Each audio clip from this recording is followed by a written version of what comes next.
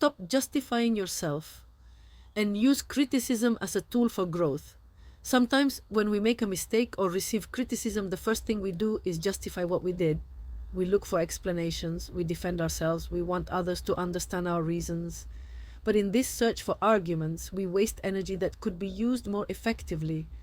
Justifying ourselves does not change what has already happened. It only diverts attention to something that is not necessary.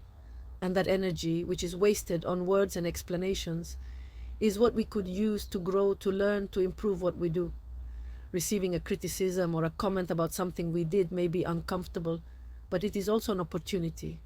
If instead of responding immediately, we take a moment to listen and reflect, we are opening a space to see things from another angle. It is not about agreeing with everything we are told, but about using the information that comes to us to adjust what is necessary and move on. The key is to train our attention. If we focus on what we can improve rather than on justifying our mistakes, we become more agile, more attentive to detail. This helps us to be more precise in our actions, to detect earlier what needs to be adjusted. It allows us to put aside the wear and tear of defense and concentrate on what really matters, moving forward with more clarity. When we stop justifying ourselves, we also stop seeking constant approval from others. We are freed from the need to be understood or to have our perspective be the right one.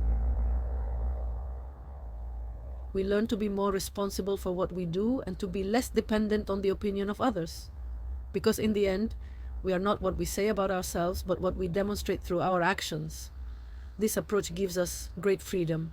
It allows us to let go of the burden of wanting to explain every step and instead invites us to focus on being more coherent, more authentic.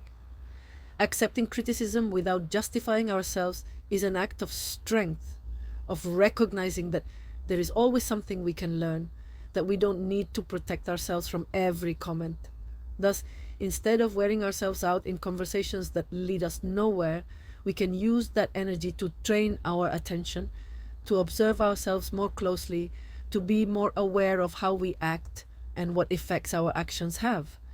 This brings us closer to a more focused, more efficient way of living, where every act is an opportunity to be more precise, more present.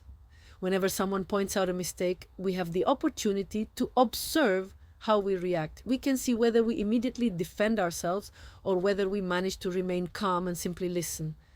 This simple act of listening without responding already helps us to be more attentive, to see beyond what we think about ourselves, and to discover how others see us.